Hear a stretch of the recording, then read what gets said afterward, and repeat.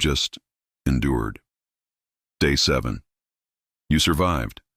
By some combination of luck, knowledge, and paranoia, you made it 7 days. But could you have? Really? Let's be honest. The only reason you would survive is because you know something they don't. Germ theory. You'd know to boil your water. You'd know to wash your hands.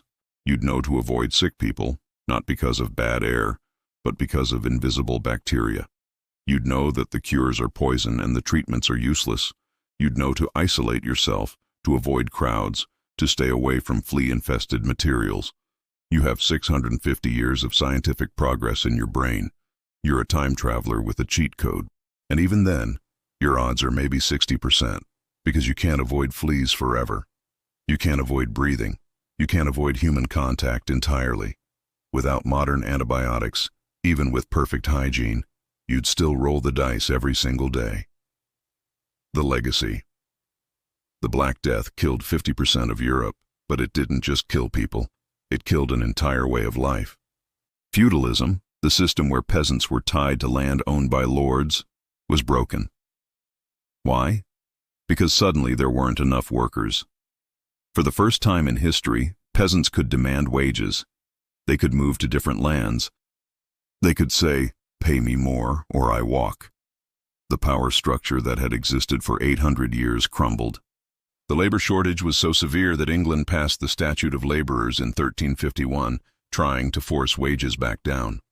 It didn't work. You can't legislate away death. The old world was gone, and from those ashes came the Renaissance, a cultural explosion of art, science, and philosophy. Why?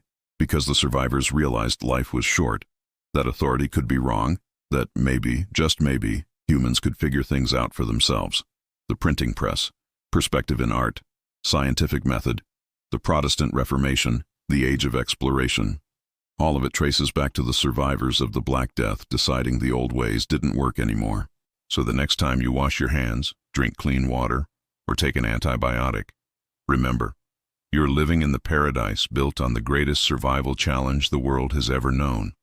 The Black Death wasn't just a disease, it was a test of medicine, of society, of faith, of humanity itself.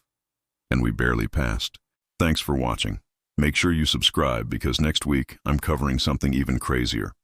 What would happen if you tried to survive the Mongol invasions? And trust me, Genghis Khan makes the plague look like a vacation. See you then.